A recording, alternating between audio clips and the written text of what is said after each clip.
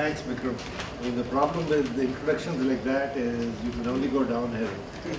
And some corrections. I wasn't really president at RP Hall. I was GSEC. And I was GSEC Gymkhana in my final year. So, sports. So where do I start? Okay. Most important thing, I was born in Calcutta.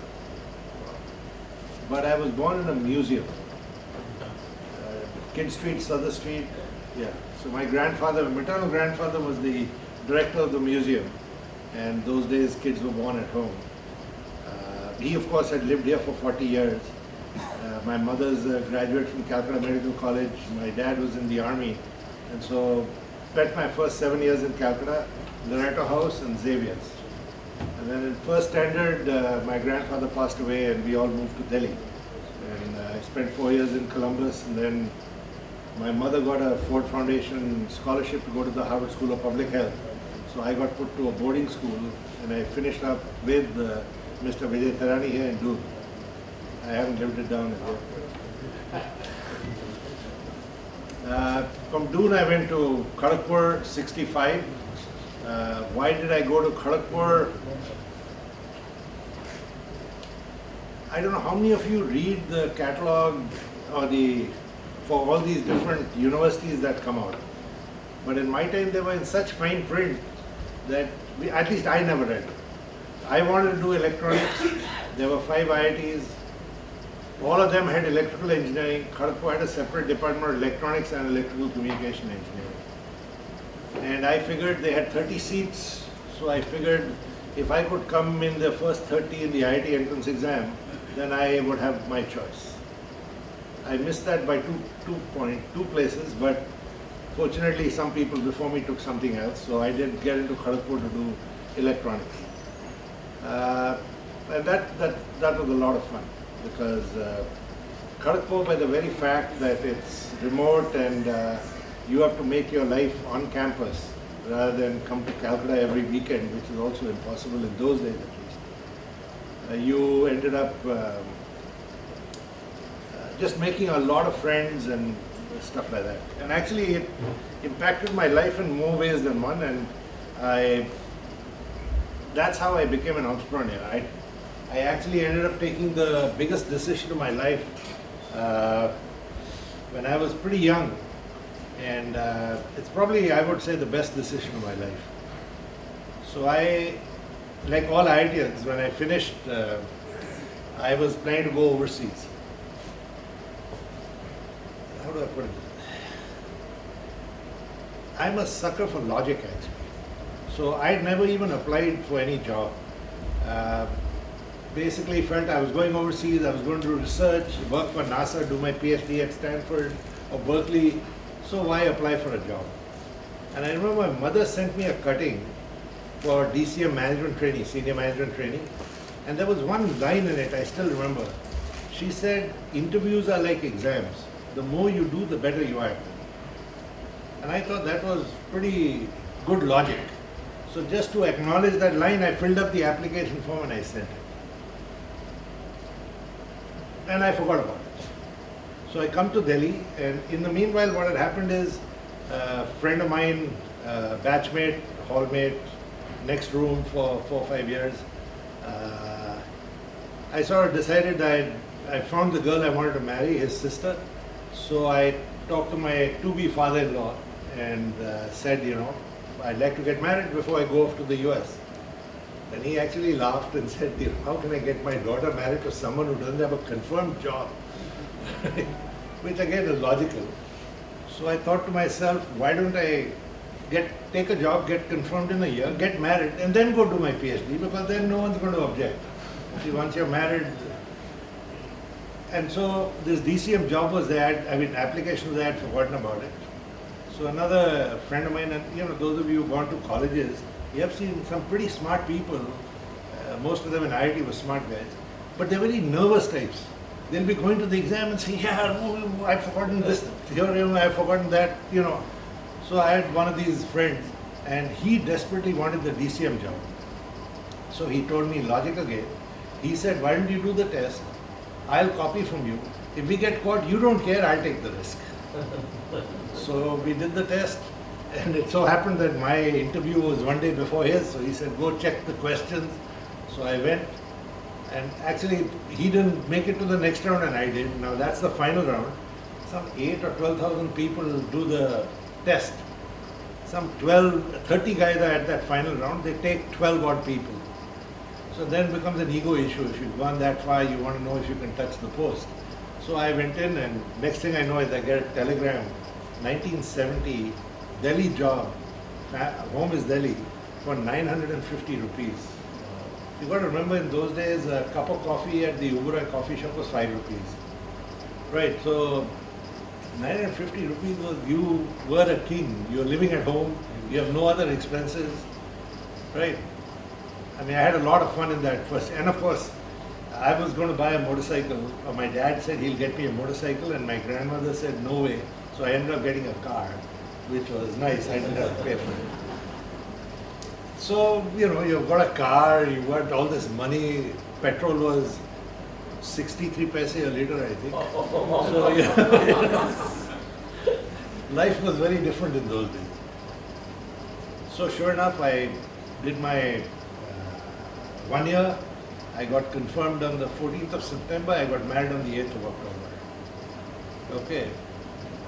Pretty simple. We said, hey, if you don't get us married, we'll elope. So, you know, no one wants to elope, you to elope. So we just ended up getting married.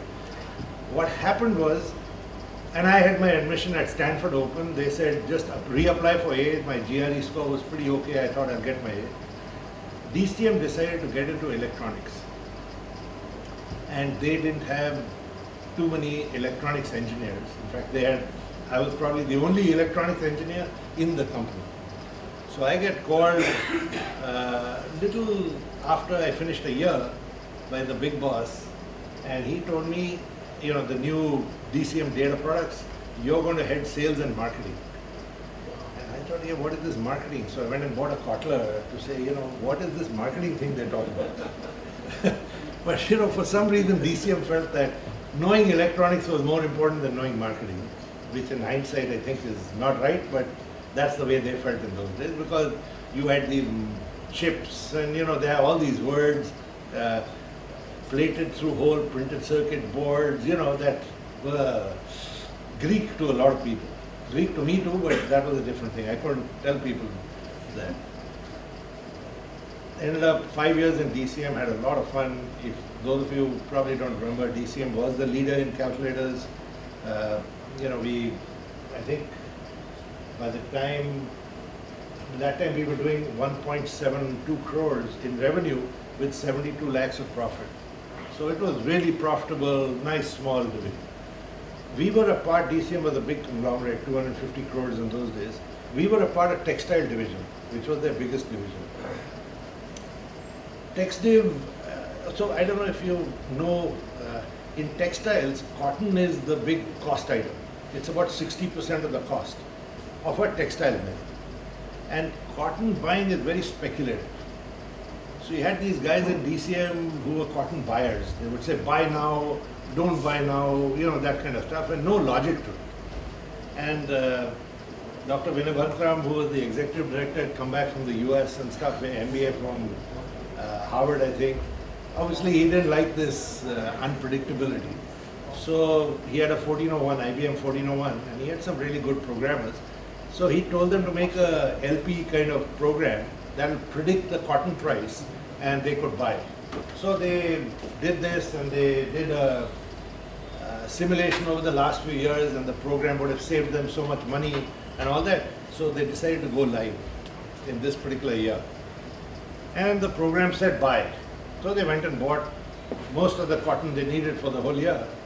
And 2 weeks after that, the government said they'll allow import of so many million bales of Egyptian cotton. And so the domestic cotton price crashed.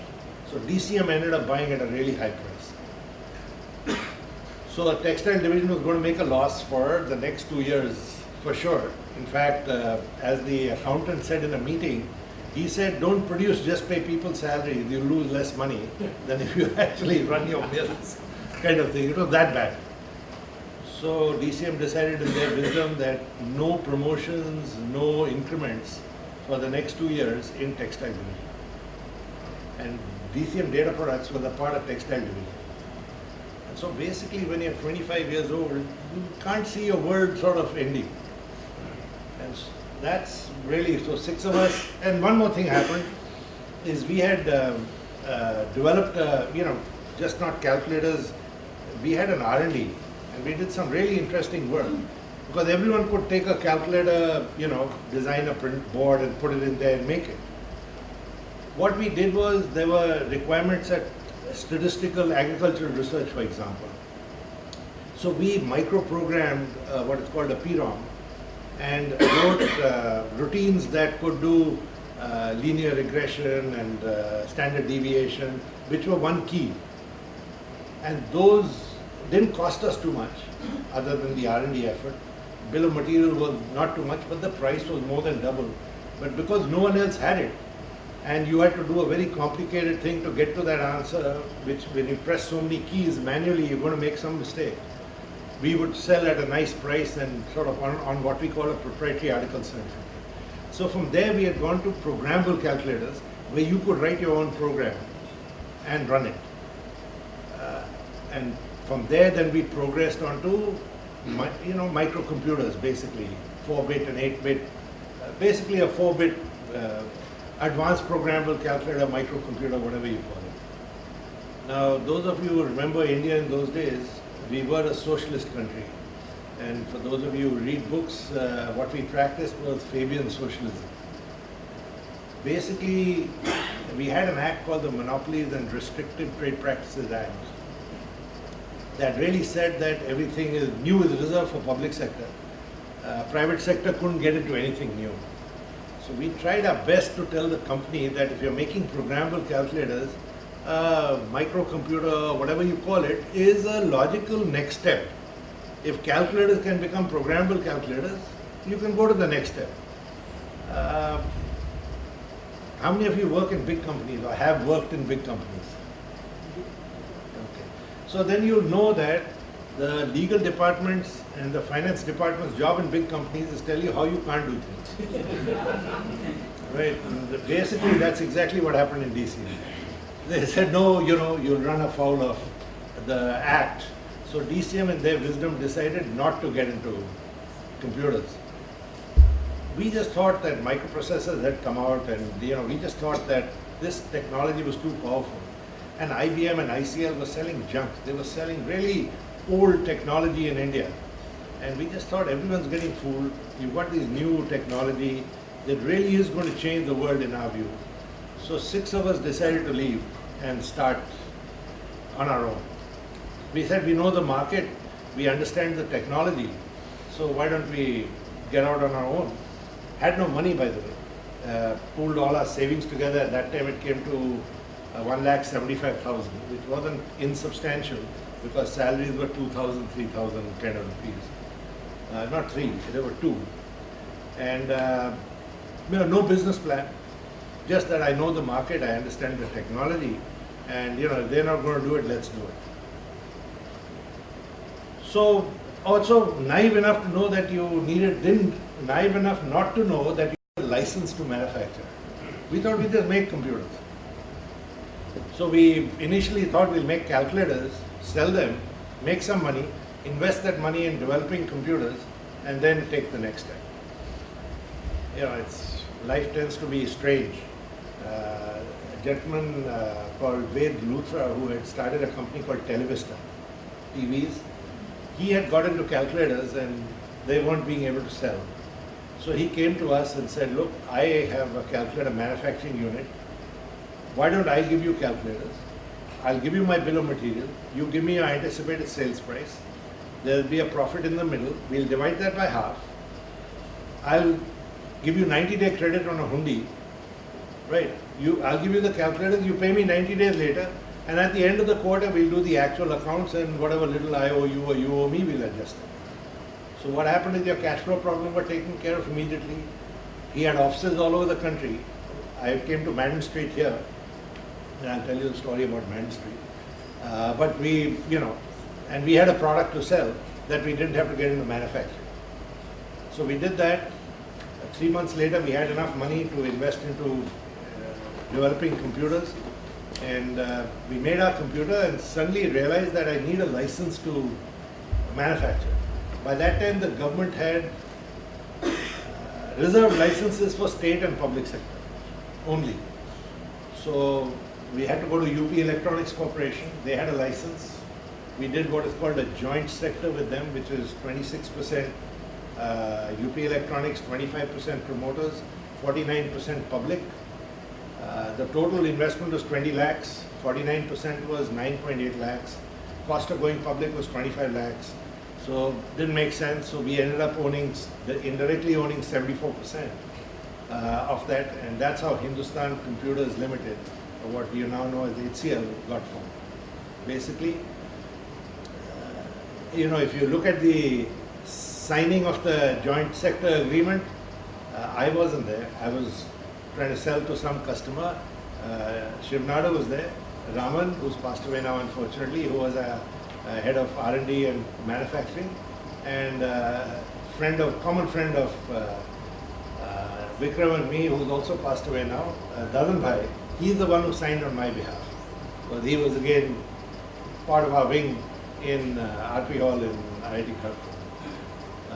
Later on, he was with Bank of India then. He later on joined us, and then he and Vikram and all went out and started PCL and Altos. But that's how HCL got started, basically. I came to Calcutta because we thought, there were 6 of us, we thought it might be quite depressing if business doesn't come. So one person alone might get depressed. So 2 people stayed in Delhi, 2 went to Bombay, 2 came to Calcutta, and we left the south. We said we'll do that later. By December, this is in October 75. By March 76, I had gone back to Delhi. Shiv and I decided to move into the computer thing, and one person from Bombay went to Madras, and that's how the Calcutta business funded what we did in computers. So basically, that's how that whole thing came about. But I'm leaving out the really interesting part. So what we did was, when the company started, we said, we go to different locations. How do partnerships, or why do partners or brothers break up? And we felt the main reason for breakup was, wherever there's cash dealing, they start thinking उसने 5,000 लिए कि 10,000 लिए कितने, उसके wife ने diamond पहने कहाँ से लिए, all that kind of nonsense starts coming up. So what we decided was, let's put very strong audit checks, and everyone agreed on that, and so we had very strong auditing of accounts and all that stuff done. Good news is no one buys computers on cash, and everyone had a fixed salary, and that works really well because there's no money to share. So there's no reason why you wouldn't do it. A few years later, when the company started doing well, there was money there, everyone wanted to improve their lifestyle, and we sat down and talked about it and said, and of course taxes were crazy. I think we used to pay around 74% as income tax, even at those low salary levels. And one particular year it went to 104% with surcharges. So it was quite crazy those days, taxes. So big incentive to cheat on taxes. And unfortunately, because the government gave those incentives, even when they've lowered the tax rate, people are still cheating on taxes. But, said, hey, we've got to improve our lifestyle. And then we talked about it and said, why do all these good people come and work for us? And we could recruit some really good people in that time. Said they work for us because they think we are professionals. And so if we start putting our hand in the till, it's a transparent company, we may think we're doing it smartly, it'll get up. So why am I going to kill the goose that's laying the golden egg, basically? So we decided at that point that we'll run it as a professional company.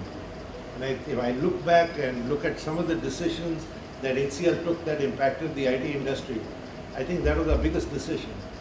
Because the IT industry stayed, by and large, a professional industry.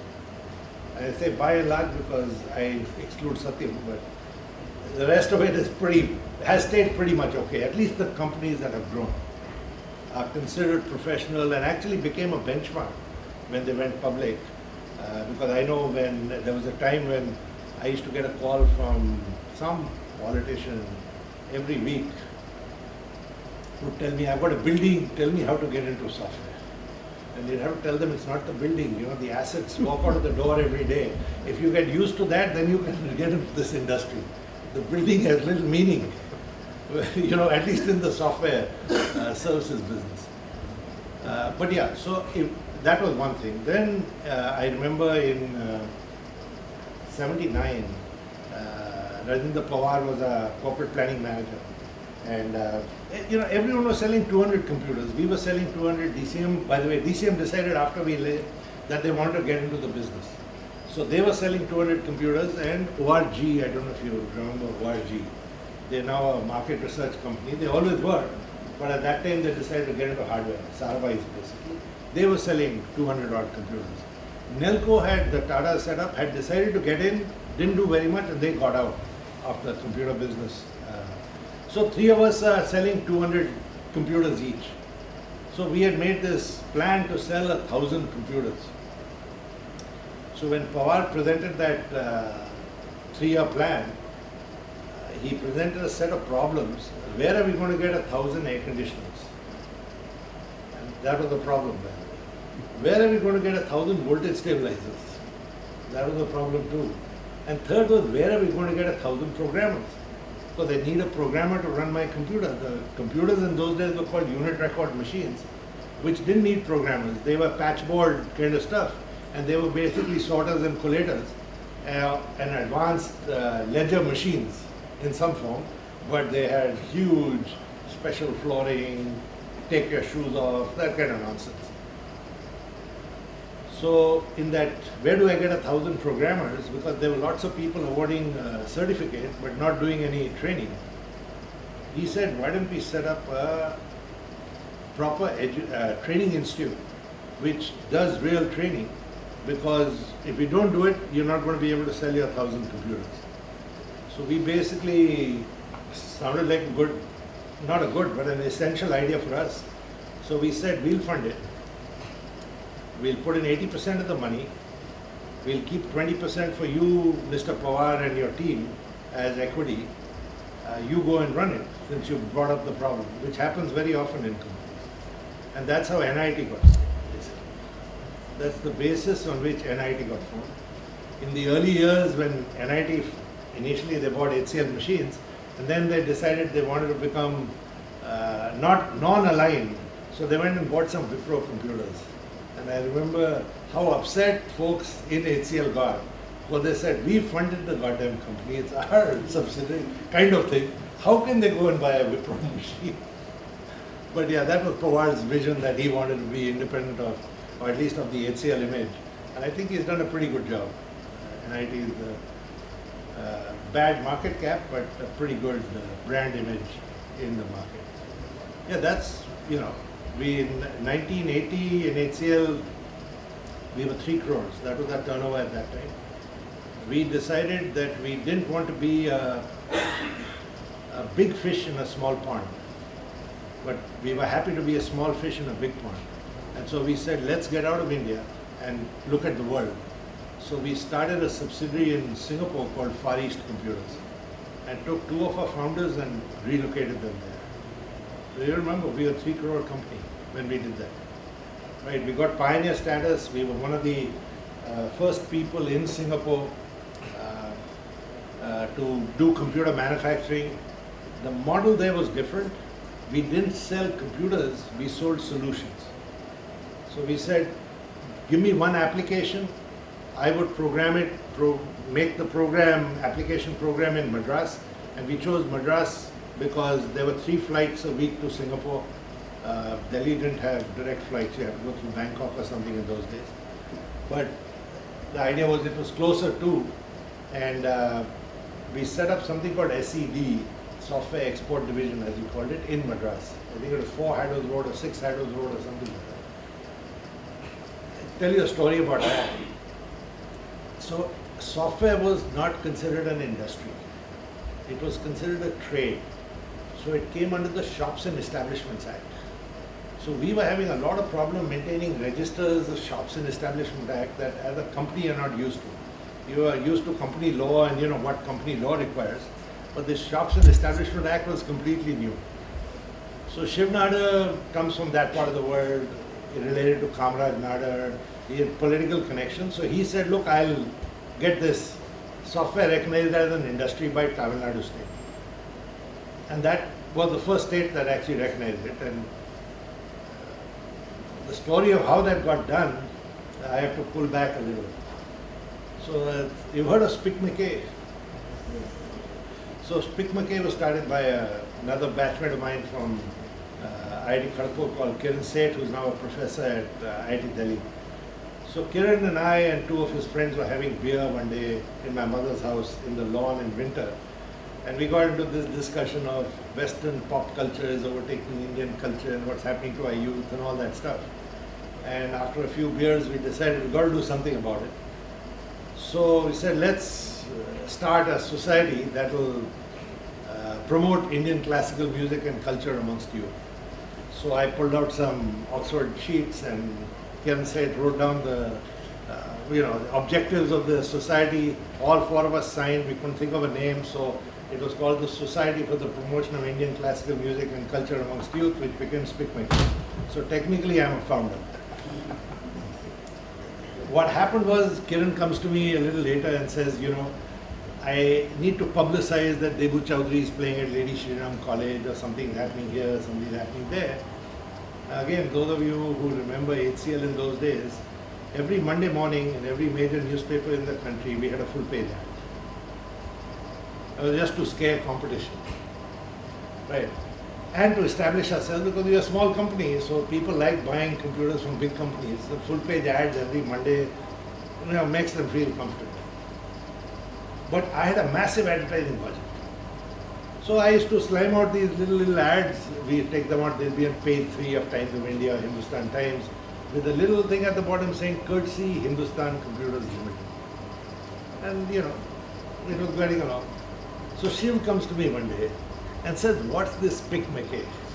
I thought, oh, chori pakdi gayi kind of thing, So I asked him why. He said, we've got a clearance software as an industry. Said, how did that happen? He said, these guys from Tamil Nadu, these IS officers from Tamil Nadu saw that ad and they said, if this company is promoting things like that, it must have a soul. So we'll take your word for it that it should be an industry. So when you think back, you've got to thank Spic McKay for making software an industry. When you look at where it is today, I keep telling Kiran Seth that you haven't got your royalty out of the 60, 70 billion they export now. But yeah, those were crazy days. When we made our first 8-bit machine in 78, those days we used to take 30% advance. That actually covered your bill of material. You made the machine and then the customer would give you the balance check for 70% and you would deliver the machine. And we used to give a table with the machine and all on the 8C. In fact, the table installation took longer than the machine installation. So we had our first customer, he was ready with the check. It was a legal firm in Delhi called Humphrey and Son, who do IP type work. We're ready to ship the machine out. Again, complete naivety. Someone at the factory said, have you paid your excise? I said, yeah, what's excise? So they said, there's a production tax in India, it's called excise. So we called the excise inspector. And he looked through the whole book. He couldn't find microcomputer, mini computer, microprocessor based. He couldn't find any category for it. So he said, I don't know how to charge you, whether I should charge you ad valorem, which is percentage of value, or by weight. Because electrical equipment is 400 a kilo by weight. So I said, what to do? He said, what you've got to do is go to your administrative ministry. They will write a letter to the finance ministry. Then finance ministry will issue a clarification. And that's the basis on which you pay the excise. I told him, you mad, I got to ship my machine. Writing to all these ministries will take a long time. He said, no. This is revenue generating for the government. Finance ministry will do it in one day. Right? I said, okay. So we go to Department of Electronics, which had just been formed because electronics was supposed to be the future. Right? So we go, I still remember, Saturday used to be half day working in those days. So Saturday we go to DOE and we give them a problem, do the pitch, explain to them and say, write a letter to the finance ministry. So they said, hey, let me tell you that the microprocessor policy has still not been decided. We expect to take 4 years. So come back 4 years later, then we'll write that letter. Right? So you're thinking, what happened here? I've got a computer ready. What are these guys talking? So, very depressed, we go back, everyone takes that excise manual home and says, let me look at it. Again, India was very strong on import substitution in those days. So every time you imported, because the government wanted to save the dollars, they would immediately put it into your excise book. And we used to import electromechanical accounting invoicing machines from East Germany from a company called Robotron. And if they had a picture there, it had a keyboard, it had a small display, and it had a printer. And if you looked at our machine, it had a keyboard, it had a display, it had a printer. So we went back to the excise guy and said, look, here it is. Yeah, we found it in the manual. It's an accounting invoicing machine. So he looked at it, he said, it looks like your machine. Boom, we got it out. 4 years we actually cleared as accounting invoicing machine. We even sold one to Department of Electronics. But the policy did take 4 years to come out. So just to let you know, that was the environment in those days. And so, you had to innovate in a different sphere, quite unlike how it is today. Today, I think government departments have become, government itself has become much more, how should I put it, market friendly, much more entrepreneur friendly than what it was in those days. By the way, when we started, we didn't know what, I'd never heard the word entrepreneur, right? So we had no idea what it meant. The other thing I want to tell you what we did was, again, talking about what you consider innovation. So we had bought back 10% of those 26% shares that UP Electronics had. Now we wanted to buy back, and they were a development agency, so technically they're supposed to sell them back at some point. So we wanted to buy back that 16%. Unfortunately, UP Electronics has started lots of Uptron TV, Uptron this, Uptron that. So they had started 13 companies. We were the only ones that were not Uptron. None of them were making money. We were the only ones making money. And they said, they're crazy, there's no way we're going to sell the only profitable company we have in our portfolio. So fortunately, a new CMD had joined, and he wanted to show a profit in his first year. And by selling the shares, he would have shown a profit. So we got that. Then they decided on a crazy price of 1.2 crores or some number. We didn't have the money. So we did a smart thing. We went to State Bank of India. We went to, I think, S.K. Basu, his name was. He was MD of Capital, SBI Capital. And we told him, why don't you buy the shares? And every year we will give them to our employees some percentage as for performance, as a performance bonus. And they will get them at the price plus 18% interest, which was the interest in those days. So every year it was 18% higher the price, and basically he thought it was a great idea because it sounded socialist and it was distributing wealth, so to say.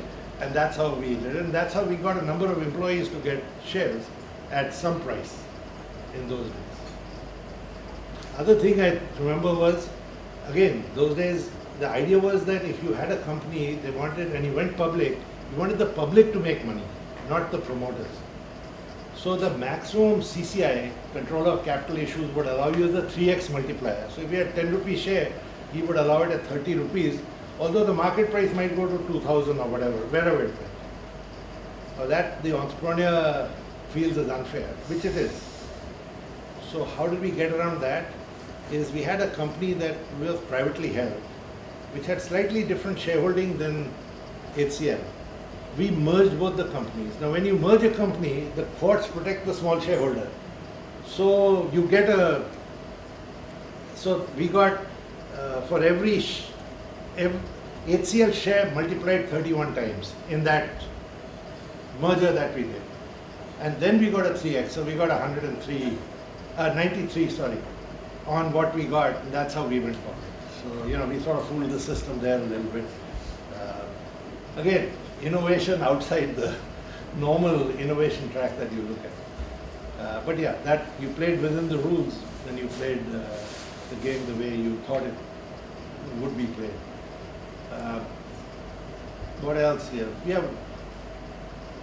We went overseas we went to America in 1989.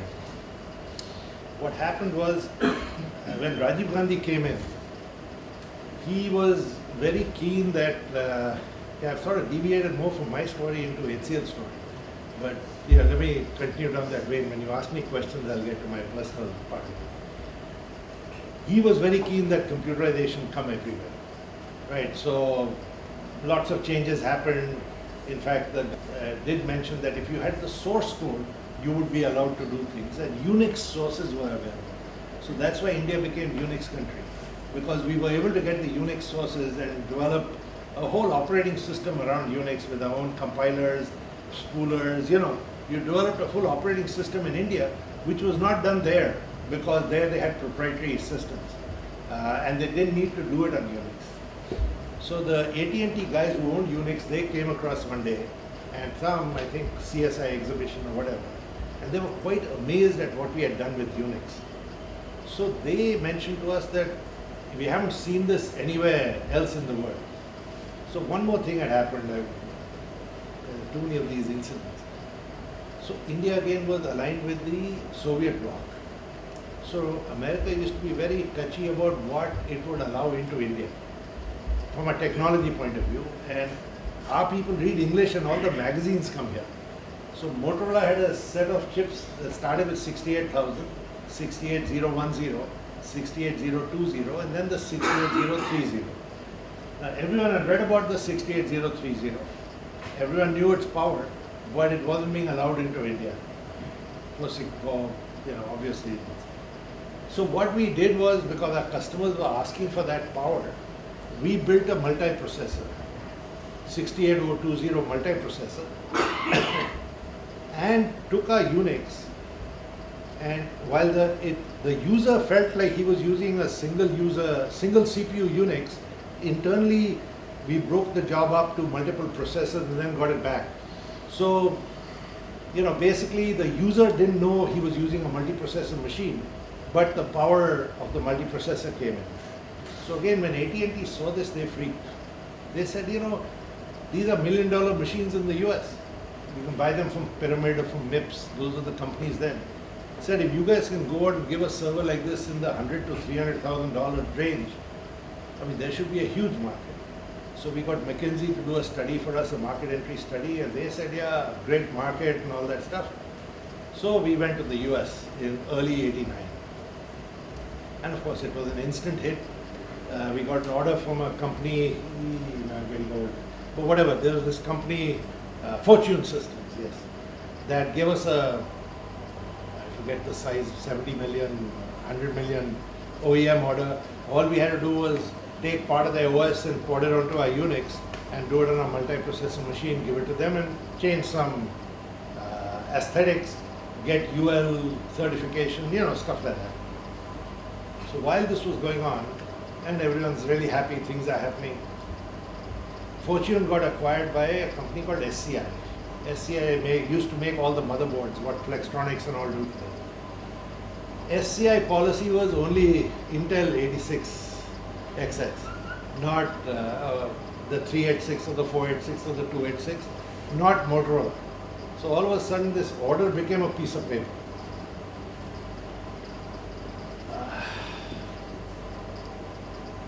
So we had a choice. We had taken $5 million from the government to go set up this unit, and we had gone through 3 odd million, and suddenly you are at square one. How are we going to show our face to the government? Because foreign exchange was very precious in those days. At the same time, Yogesh Vaidya, who was the founder who'd gone there, had to go through a bypass. Bypasses weren't that common in those days, so everyone in India got very worried. So I was sent there basically to shut down the unit very quietly. Said, I don't want the bad news to come to India, so throw an iron curtain, shut it down, because we've taken a lot of mileage about brain drain, Indian computers go to America and all that kind of nonsense. So I go there and I go there and what we'd done was, okay, so to sell a machine in America, the enabling technologies have to be ported onto it. So like the compilers from Micro Focus and local companies, and the databases from companies that had to be ported onto. Now normally they charge a fee for porting. because ours was multiprocessor, it wasn't the simple porting. You had to write multiprocessor extensions on the database to be able to port it on. So the deal we had with people was that, look, I won't pay you a porting fee. I will do the multiprocessor extensions on your database, but I won't charge you for my engineers. My engineers are at my cost. And people like that because they didn't know how to do those multiprocessor extensions.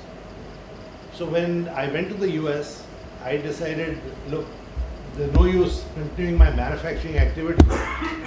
So I shut down the manufacturing and I basically called all these companies and said, hey, I'm pulling my engineers back. I don't need to do this anymore. And I'm going to send them back to India. That was my thought. Every one of them got back to me and said, hey, we need what they're doing. We'll pay you for it.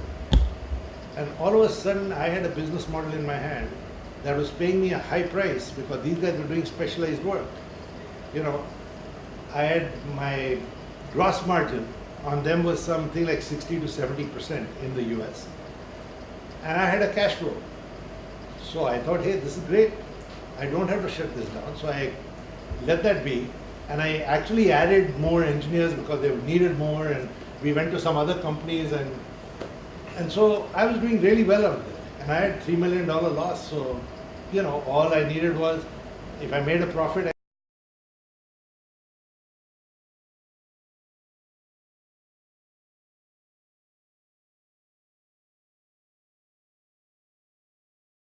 so we actually did the multiprocessor design for HP on the HP machines in HP in the US.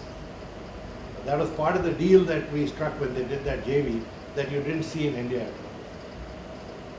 So that's how, what you know as HCL Technologies now, that's how it started.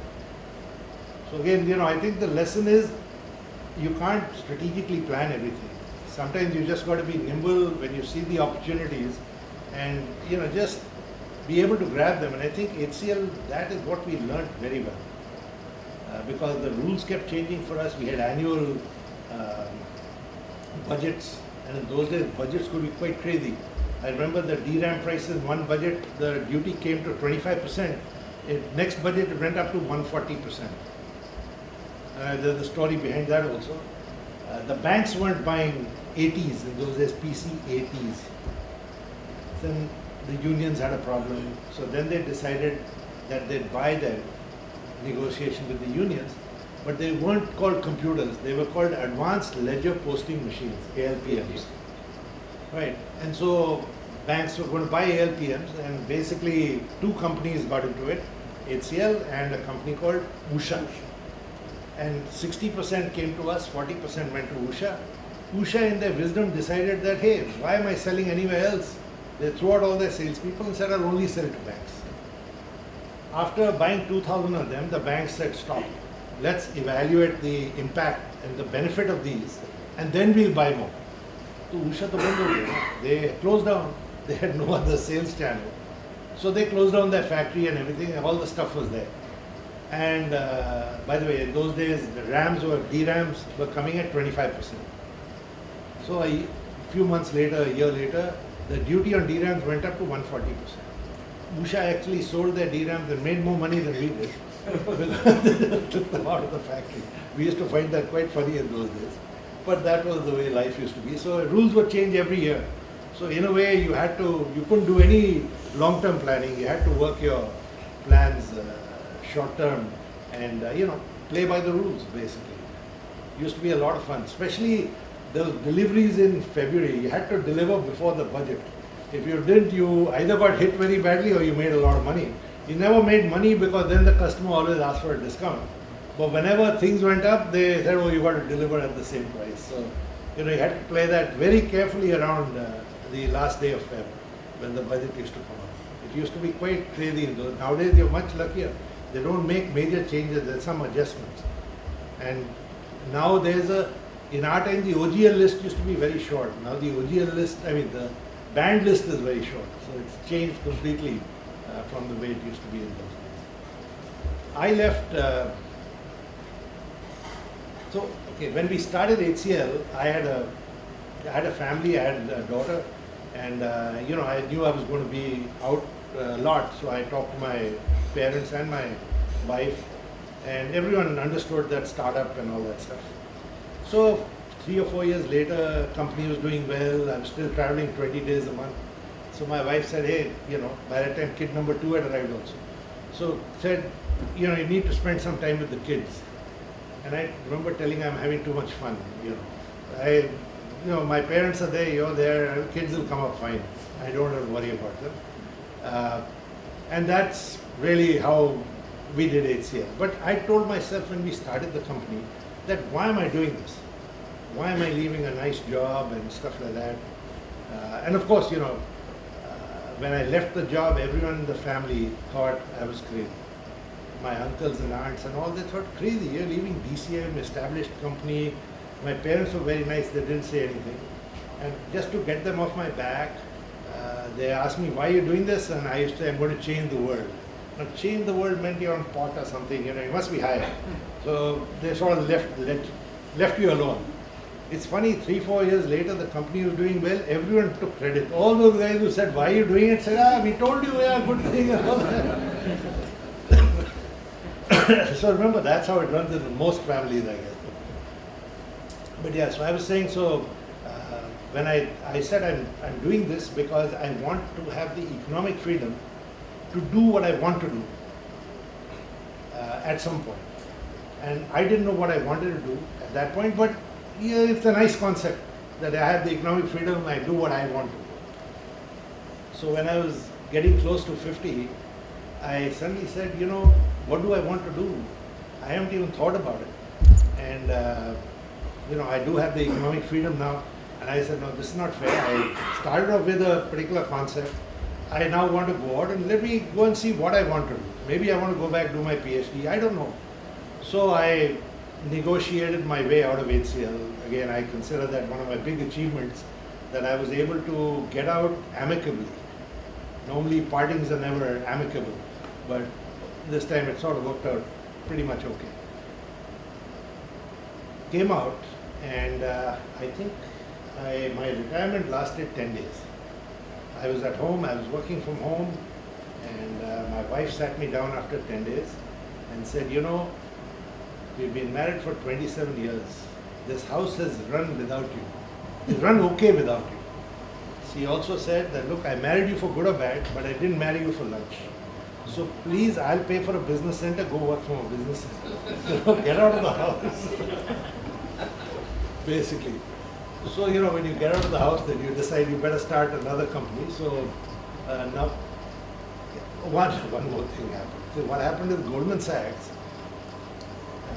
so when I was negotiating my way out of HCL, my lawyer one day comes to me and says, personal favor, say no if you want to. So what happened? There's a classmate of mine who's my tennis partner and all that. He wants to talk to you. I said, I'll talk to him. So this guy talks to me, and basically he is advising Goldman Sachs. Goldman Sachs wants to invest in the IT services business in India, but they want someone who can do, if I use the word, industry due diligence. So he wanted to know if I'd be willing to do it. And I told him I can't do it as long as I'm in HCL. But the day I leave HCL, I'll come in and do that. And actually, I signed the agreement the same day to consult with them when I left HCL. And we did I think we saw 4 companies here. Some interesting companies, I won't go into those stories, but ultimately they wanted a squeaky clean company. India has a myriad of laws. There was no way you could be squeaky clean. The example is we had a law called FERA.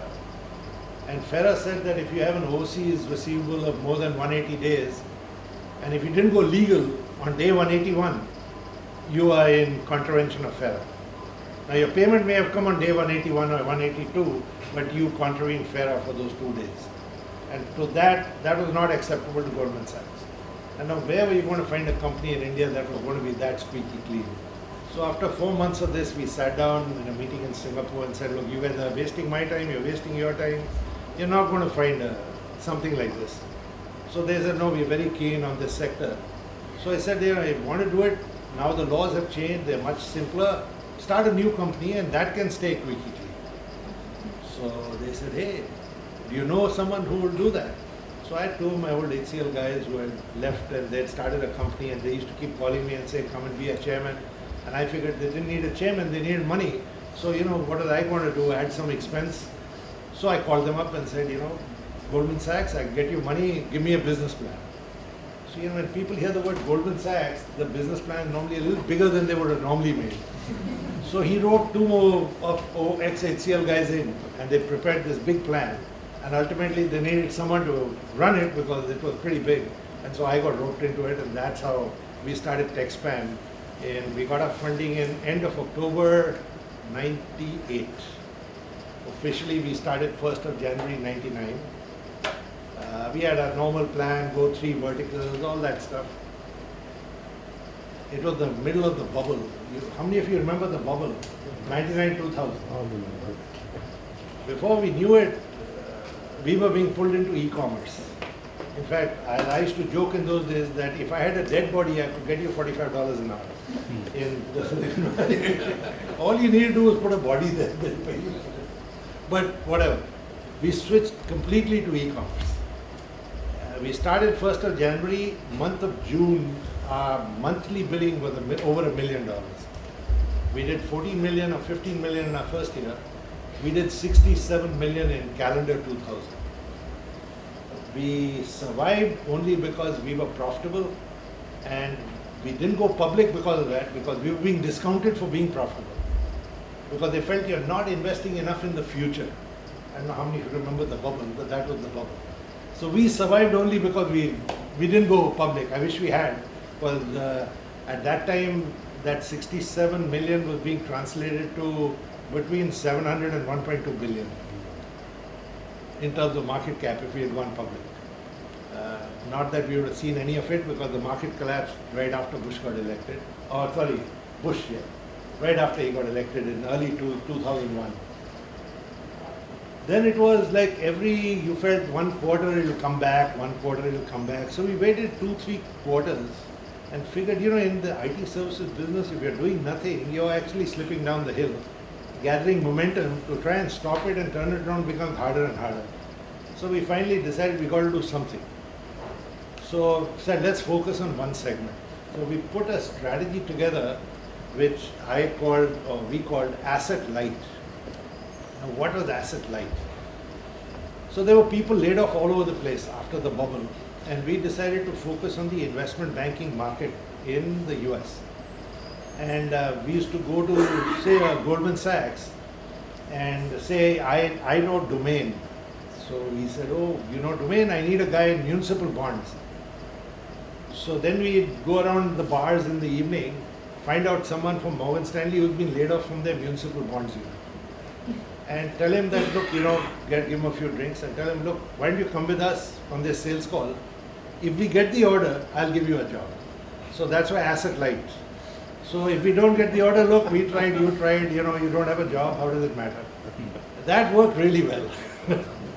And actually we got known as people with domain, knowledge and all that stuff.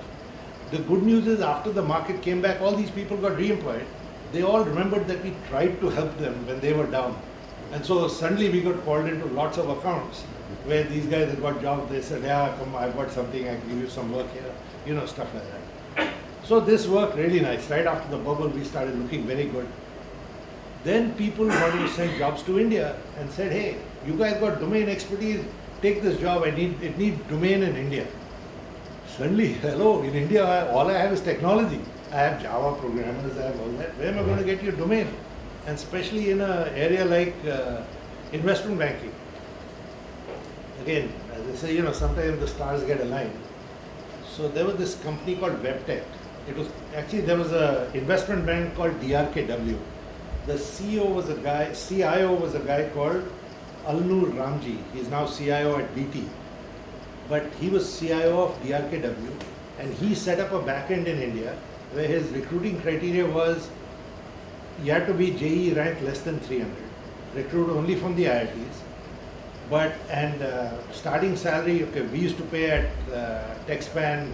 At that time, our starting salary was 3.5 lakhs. At an IIT, he was paying 7 lakhs. Right. So get these people in, and he taught them the innards of the investment bank. Now DRKW got acquired by Dresdner Bank. Dresdner Bank got acquired by Allianz. And Allianz in their wisdom decided to become Eurocentric and close down Asia. So they were laying off these people. So we found out 48 hours before the last 35 guys in their Bangalore office were going to get their pink slips. So we flew into Bangalore. I remember Sandeep Sai and I, on the back of a napkin in the hotel, we did our cash flow. It was September. We knew we couldn't get them billing till March. So we had $1 million in the bank at that time. This was going to cost us $500,000 before they got billing. And we said, let's do it, because how else are we going to get domain? And that thing really paid off, because those 35 guys multiplied that knowledge for us. We had, I remember Bank of America gave us an order where a $36 million 3-year order, where they gave the development to us and the QA to Accenture in India. And Accenture got really pissed, said, what the hell? They said, oh, these guys got domain. I said, what do you mean? We have domain, we'll send a guy from the US to India. They said, if you do that, you won't make any money. And we don't want you not to make money, because then you won't give us good service. So we actually established ourselves in that area.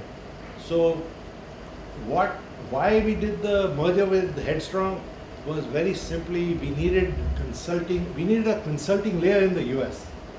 Now, we had tried very hard. I could get the best guys from India, IIT, IIM, whatever you want. But I just wasn't able to get an Accenture partner or someone like that in the US. Now, Headstrong's vintage was erstwhile James Martin and Company. So they were from that consulting business. Their bill rates were running $250 plus. They were doing, they had taken money from private equity in the last quarter of 2000. The last quarter of the bubble, they took 193 million. And for them, the world had not changed. The bubble had not collapsed. In 3 years, they ran through 140 million. Don't ask me how. I think every manager got a $7,000 watch. Every office had a $22,000 liquid crystal display. I don't know how anyone can run through $140 million in 3 years, but they did it. And the private equity group was quite desperate. So we got a great deal. They had 60 million in cash. We got all that 60 million. We were half their size in revenue, but we got double the value that they had. So, we got a great deal when we did the merger from a taxpayer shareholder point of view. And, basically that's how, and we decided to call it Headstrong because they had that brand for consulting. So then we had a business consulting layer, we had a domain consulting layer, we had a, IT services layer, both on-site and offshore. And that's really what Headstrong was. And what was really nice is when we sold to Genpact, so you have these, the last step they do is these customer reference calls. So the way we had set them up was, Morgan Stanley was the investment banker. So they had a set of questions that was approved by the potential buyers, and they were the last two left. And they would do the call, and you could dial in and listen only. You couldn't speak or interrupt or anything. So I remember one of our customers, at the end of the call, he said, I don't know who's going to buy them, but whoever buys them, please don't change what they do for us, which was really nice. And there was a French customer who was even nicer. He started the call, the Morgan Stanley guy started the call by saying, this is confidential. So he said, oh, it's confidential. You mean I can discuss the sex life of our president? And this is Sarsky and Bruni in those days. So right at the end, the last question, was, what do you think of Headstrong? And he said, Accenture is the kind of girl your parents want you to marry. Headstrong is the kind of girl you want to marry. So I still remember that particular comment. So it makes you feel good when you're on the other side of the phone. And then you think, why is this guy squeezing me on price? Kind of stuff. But yeah, that was the Headstrong story. We closed it in May of 2011. I left in July. I was going to leave a little earlier, but they changed CEOs, so I got delayed by 2 months. And I've been doing some consulting, helping startups, and that kind of stuff after that. Actually, I thought I'd relocate to India So I committed myself in India. That didn't happen because my wife said no way she's going to leave the grandkids there. So we spent half the time in the US. So now I'm committed in the US, I'm committed here, and my wife's complaining that she doesn't see me at all. You know, you can never win this. And of course, the other day, my granddaughter is 4 years old. Something she did, and my son said, "But you never let us do that." And I told him, "What don't you understand about the word grand?"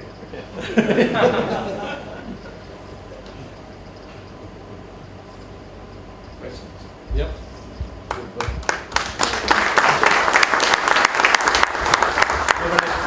I'd like to have